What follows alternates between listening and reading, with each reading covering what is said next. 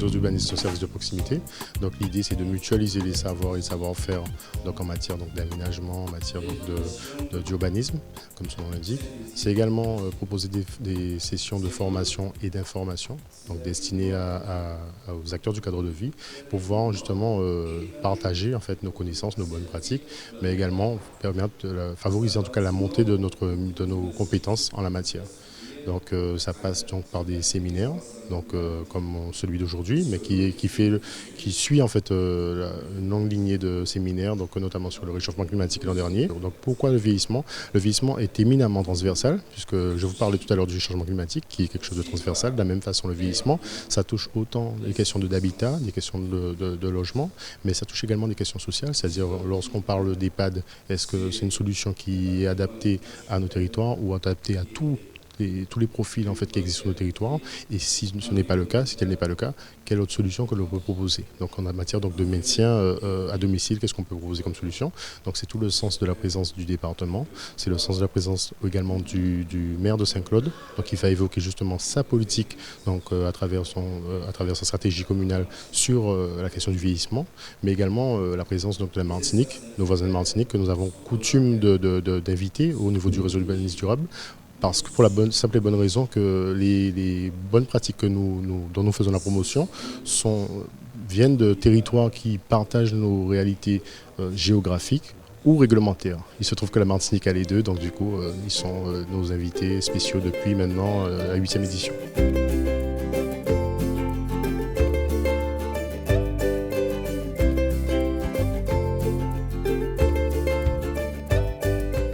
Alors déjà le CAUE est né en 81 et donc devrait avoir aujourd'hui 36 ans. Cela dit, nous avons commencé notre activité en 82. C'est pour qui elle, à 40 ans, nous a conféré une mission d'information, de sensibilisation, de conseil, d'accompagnement de collectivités et de fédérer les acteurs du cadre de vie. Et cette mission, a priori, semble, et cela tous les intervenants l'ont fait remarquer, semble d'actualité et semble nécessaire. Et félicite le CAUE pour ce travail qu'il réalise en créant ce réseau d'urbanisme durable conjointement avec l'ADEME déjà, et aussi en mettant sur le devant de la scène des problématiques d'actualité ou d'avenir qui intéressent le territoire. En tout cas, penser aménagement du territoire parce qu'il y a un vieillissement de notre population programmé, ce n'est pas effectivement une antinomie puisque nous avons à anticiper. Nous anticipons nos politiques au regard de cette progression massive qui va nous toucher dans les années qui viennent. Le conseil départemental s'adapte à ses politiques en direction des personnes âgées. Très conscient de cette révolution silencieuse, il se prépare et il fait des projections sur les années qui viennent pour que sa politique soit toujours en réponse aux besoins des personnes âgées vieillissantes. La collectivité est partie prenante, la collectivité assure la présidence du CAUE, d'ores et déjà. Et puis, bien évidemment, il était important pour nous d'être présents, puisque nous sommes partenaires sur cette question-là, chacun dans le domaine qui le concerne, mais on sait que les domaines doivent se rencontrer, puisque la personne âgée, elle doit être prise en compte dans toutes ses dimensions, et notamment son habitat et l'urbanisation de son habitat. C'est travailler au vivre ensemble, faire en sorte que la société puisse s'organiser dans toutes ses dimensions, les plus jeunes, les plus vieux, les familles, les jeunes, et qu'on arrive justement à non pas faire des cloisonnements de population, mais bien faire de l'intergénérationnalité.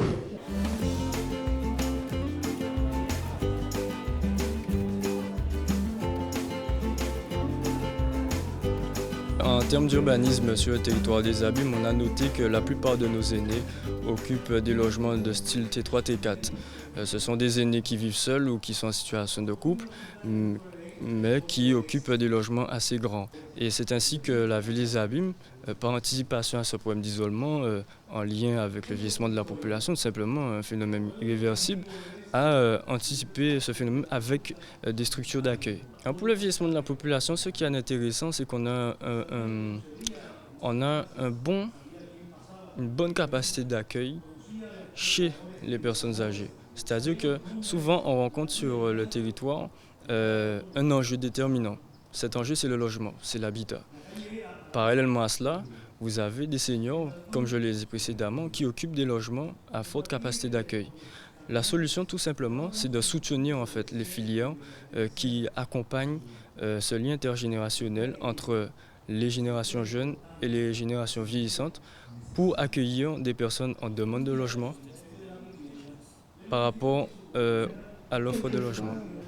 Ensuite, d'autres solutions, c'est soutenir les filières d'animation, telles que les associations pour les aînés et autres, et tout simplement penser à travers la rénovation urbaine à une adaptation à la ville, c'est-à-dire recentrer certaines activités, style boulangerie, boucherie, tout ce qui est besoin de première nécessité, j'ai envie de dire, limiter le déplacement des personnes en situation de dépendance et créer en fait un terroir d'activité au sein même de leur lieu de vie. En 2008, nous avions effectué une analyse des besoins sociaux et à ce moment-là, nous avons vraiment pris conscience de ce phénomène et donc des actions qu'il y avait à réaliser vraiment en urgence pour accompagner du mieux possible ce vieillissement.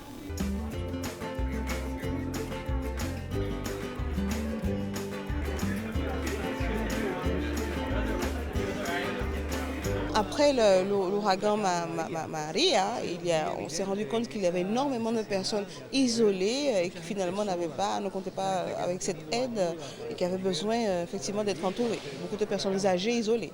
Alors notamment sur le plan urbanistique, il y a eu un investissement réel dans la création de logements sociaux dirigés à cette population vieillissante justement.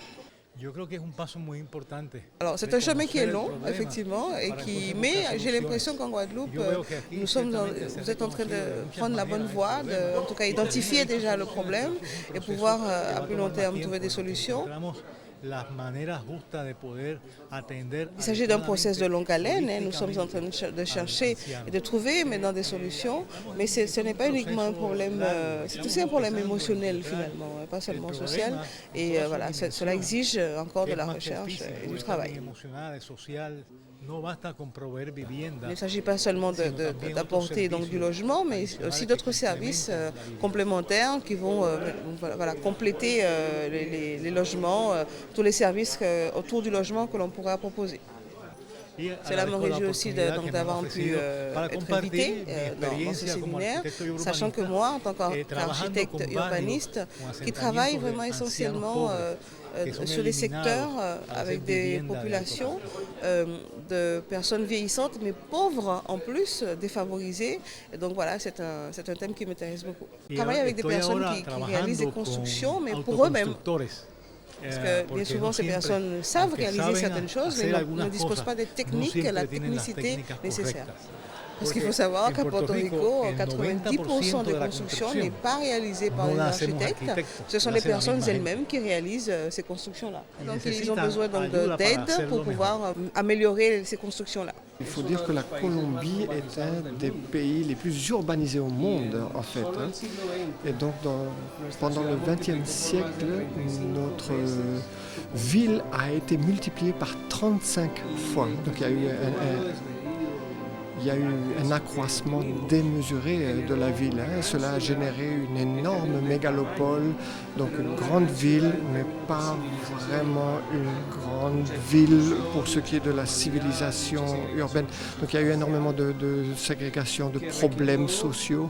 Et donc il a fallu que nous, on puisse réagir, que notre société puisse réagir pour réurbaniser ce qui était mal conçu, mal construit en termes de pauvreté, précarité et difficulté.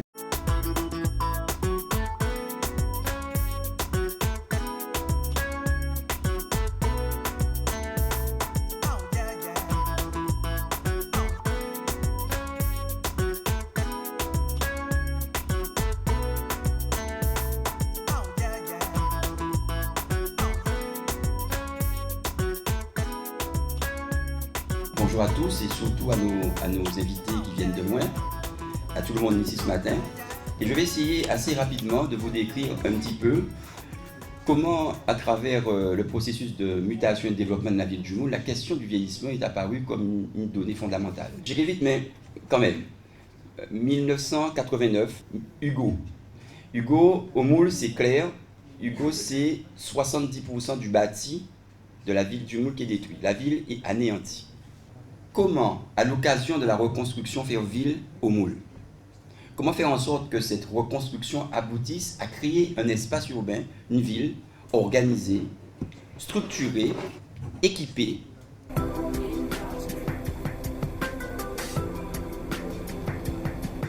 On va remonter un petit peu le temps parce qu'on va passer dans le quartier de Vassor. Le quartier de Vassor, c'est la première résorption de l'habitat insalubre.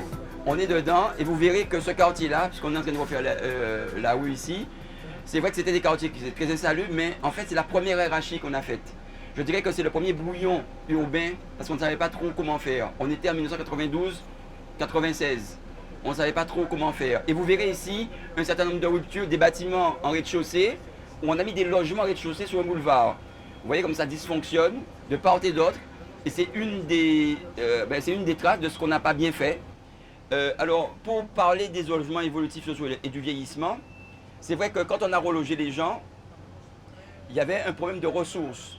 On avait un problème de ressources. Les gens avaient un problème de ressources. Les gens ici ont des petites retraites. Il ne faut pas se faire d'illusions. Ce sont des gens, comme on dit, des petites gens, comme on dit. Et ce qu'on a fait ici, c'est qu'on a fait deux choses. C'est que la ville du Moule s'est substituée à un moment donné pour venir accompagner l'apport personnel des gens.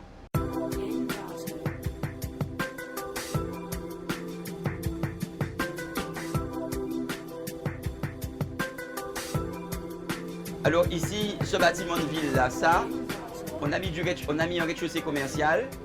Et ce qui m'intéresse ici, c'est de vous dire que quelque part au fond, beaucoup de gens qui sont ici, qui travaillent ici, sont des gens du quartier, porteurs de projets qui ont été identifiés, qui sont relocalisés. Ce gars-là, il a eu des prix au niveau de la boucherie. C'est un enfant du quartier. Ça a été une des logiques fortes de notre opération.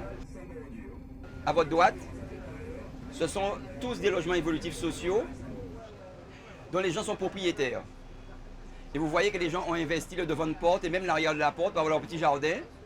Et les gens sont tous propriétaires, quoi. Et puis ça fonctionne vraiment très très bien. Et vous voyez, on a changé le calpinage de la voie pour essayer d'avoir un autre vocabulaire. On n'est pas dans une rue, urbaine classique. Regardez la dame qui est là. Je vous assure, si vous lui dites de changer de logement, je ne pense pas qu'elle voudra. Parce qu'elle est en pleine ville, elle va à l'église à pied, elle va faire ses courses à proximité. Le médecin n'est pas loin, le infirmier est tout près. On est véritablement dans cette dynamique-là.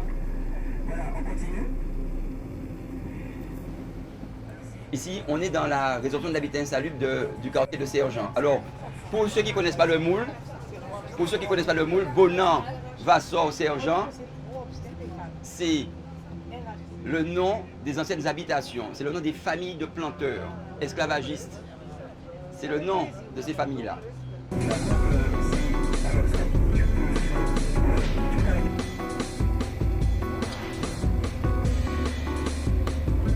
Ici, là, on essaie de faire la synthèse de ce qu'on avait appris des 20 dernières années. Premièrement, accès à la propriété. Ça a été maintenu. Village à l'intérieur des bâtiments, ça a été maintenu. Traitement des voies pour qu'on ne soit pas dans un milieu qui soit trop routier, pour que les gens se sentent chez eux dans leur petit village. Ensuite, ce qu'on a voulu, et personne n'y croyait, c'est d'intégrer des logements en accession libre. Les gens sont propriétaires de leurs logements ici, ils ont acheté les logements.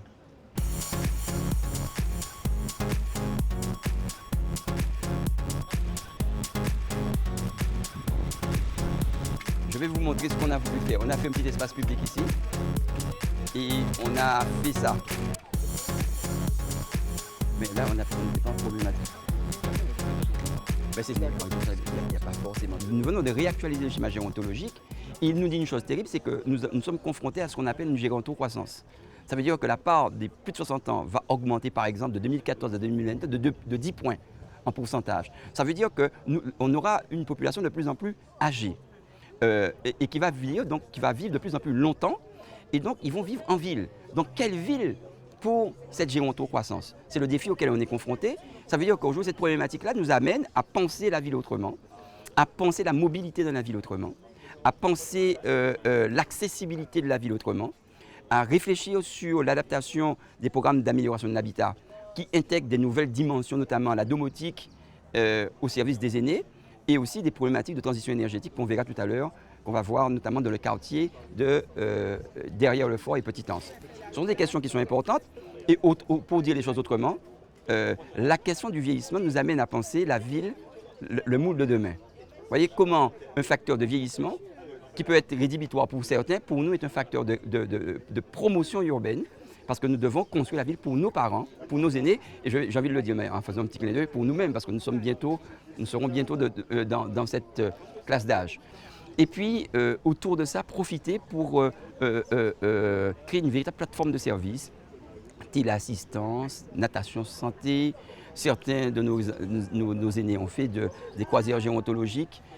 Essayer de montrer que finalement c'était l'occasion de renforcer la politique publique de proximité en direction de nos aînés. Voilà les 3 éléments qui ont structuré notre problématique au niveau du schéma gérontologique.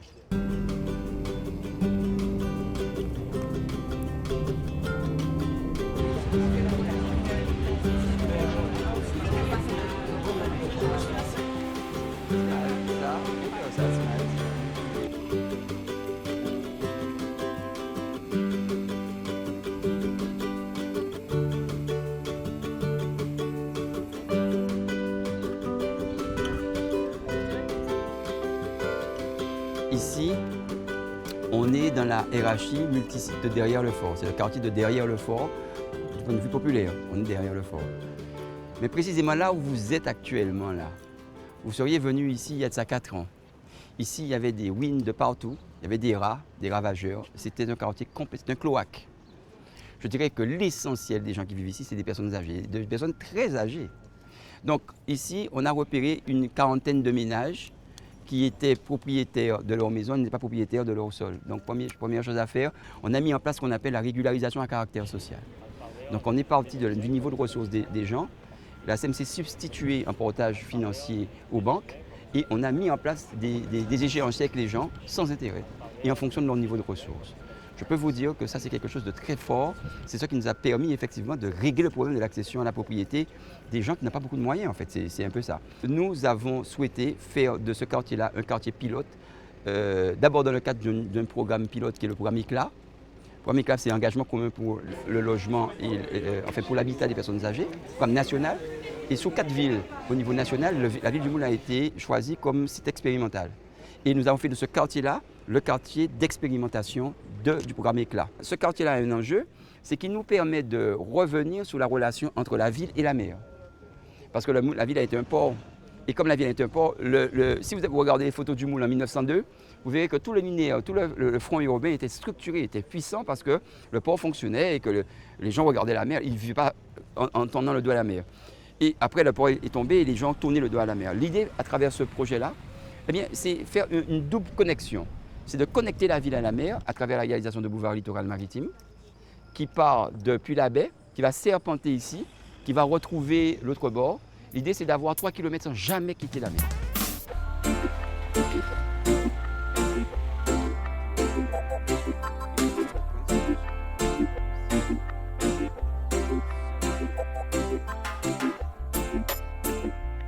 On est sous un bassin de 450 mètres carrés. On est sous 110 soins, c'est le seul bassin qu'il y a comme ça en France. On est sous 21 cabines de thalasso, sous 52 cabines de thalasso. On est sous 21 cabines de spa, avec un restaurant diététique capable de servir 200 repas à l'heure. On est sous une salle de sport, on est sous une salle de congrès, enfin pas de congrès, comment on appelle ça encore, de conférence, quoi, de séminaire, voilà.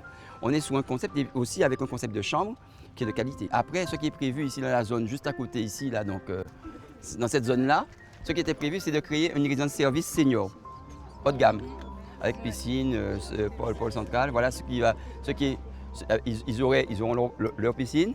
Et juste un petit peu là, derrière le bâtiment qui est là, on a le développement de la thalasso qui doit être connecté en vision avec l'océan. Parce qu'il y a du pompage d'eau, etc., mais qui est en recul, qui est protégé. Et autour de la thalasso, dans toute cette zone-là, adossée la petite plage qui est là-bas, il y a un programme de résidence de tourisme. Donc en gros, ici, on va se retrouver avec à peu près on va se retrouver, bon c'est un quartier quoi, c'est un nouveau quartier qui se crée mais qui a la volonté, notre volonté a été, en tout cas lorsqu'on a discuté avec l'aménageur, c'est de faire en sorte que la population locale, notamment les classes moyennes, soit positionnée ici et qu'on ait des prix qui nous permettent de faire ça, ce qui a été le cas, car la majorité des gens ici, ce sont des classes moyennes qui ont acheté ici.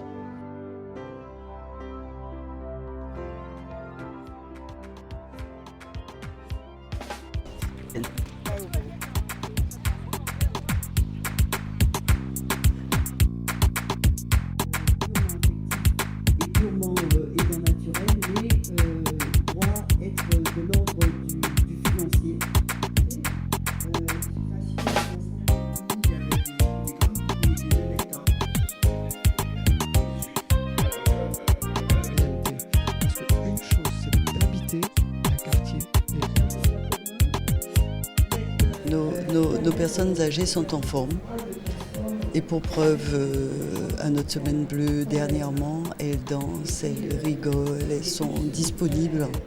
Seules 10% de la population est en perte d'autonomie, donc on peut dire que la population guadeloupéenne vieillit bien.